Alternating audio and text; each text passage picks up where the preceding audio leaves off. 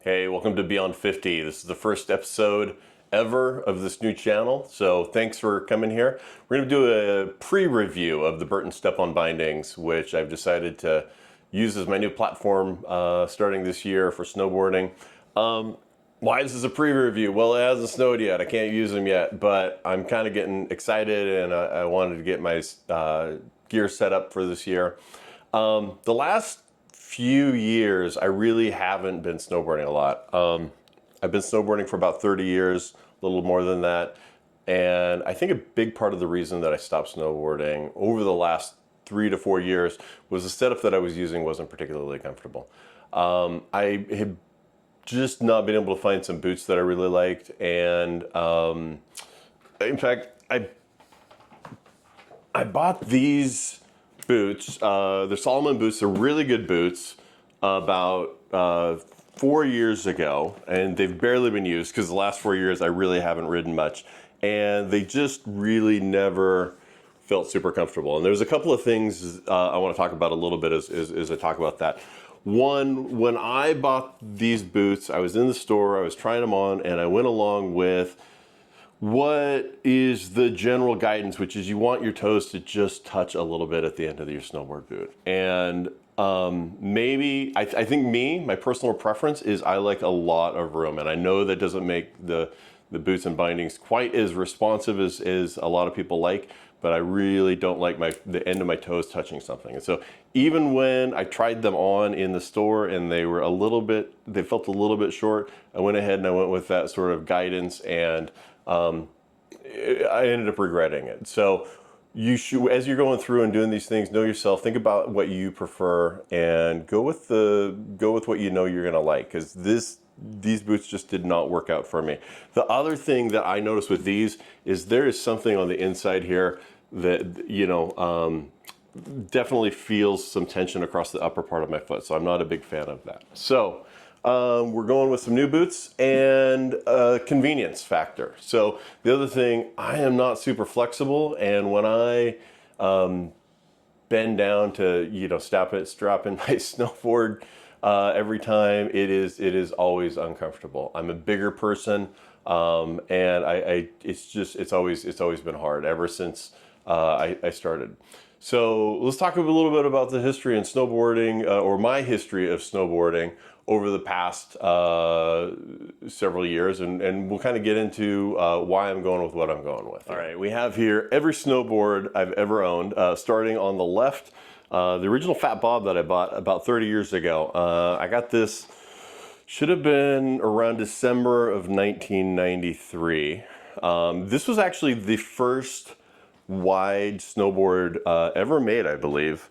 K2 came out with it. It was needed by me because I have size 13 boots, and back when this came out, boots were even a little bit bigger than they are now. And so I would have the problem as I was snowboarding, if I went into a hard turn, my toes would drag, and so having a wider board really helped eliminate that and made things better. The next board over here, I got this about 20 years ago. There's about 10 years between each of these boards. Each one was ridden for about 10 years. This is Access Wide, another K2 snowboard, and you can see it's got the clicker bindings on it. These I originally bought around 2000, so they were on the Fat Bob board for the first few years that I had them. And I really, really liked these bindings. I liked the way they fit. I liked the ease of getting in and out. That was the biggest thing. But sometime around the mid 2000s, they stopped selling these. The idea of a step-in binding went out of favor.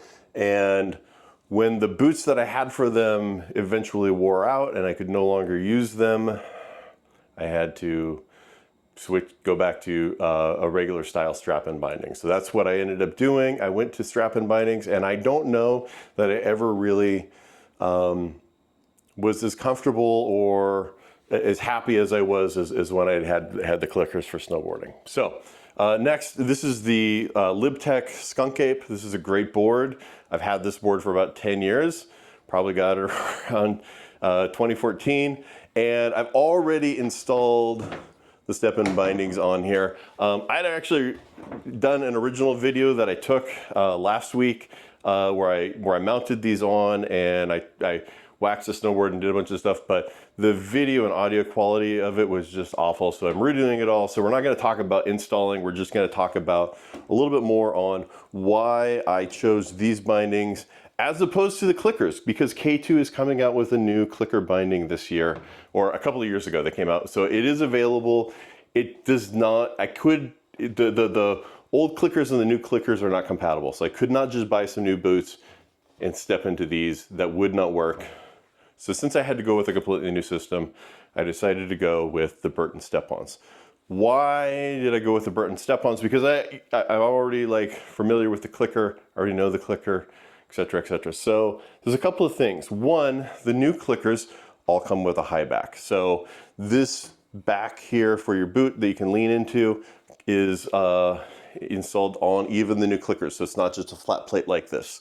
So it's a little bit different. The other thing, the one thing that I've always disliked about the clickers was this mounting system can be a little bit hard to get into. So there's a little tab, there was a little tab on the bottom of the boot that would stick into here, and then you would just step down. Once you had that tab in, it was great, but getting that lined up sometimes would be very difficult. And sometimes even after years of using it, I would occasionally struggle with that. So the new Burton Step-Ons don't have that problem. There's a latch in the back here, and your toes map in up here, but the boot really just kind of like steps into place. So we're gonna throw on the new boots. These are the boots for the Burton Step-Ons, and we're gonna throw those on real quick, and we'll just do a quick demo of stepping in and how easy that is. We're just gonna do it here in the office, and we'll record that. And then in a couple of weeks, when the snow falls, we'll take this gear up, we'll try it, we'll spend a day up snowboarding, and we'll let you know how it is. I'm really excited. This is the first year where I'm just taking a bunch of time off work to go snowboarding. So I've gone on trips, I've done things, but my plan is to take off the first 2 weeks of December and spend every day snowboarding, and just get in a bunch of time. So I'm gonna have a bunch of time trying this setup out and get a bunch of experience over it in a short amount of time. So we'll come back, maybe not the next video. There might be a couple of videos that actually show up before that one, but very soon, very early, we'll be posting a review of this system and telling you how it works out. So, all right, we'll do a quick step-in demo right now, and we'll see how that works. All right, now I have the boots on. They're comfortable. I like these boots so far. So far they're good. These are the Photon model.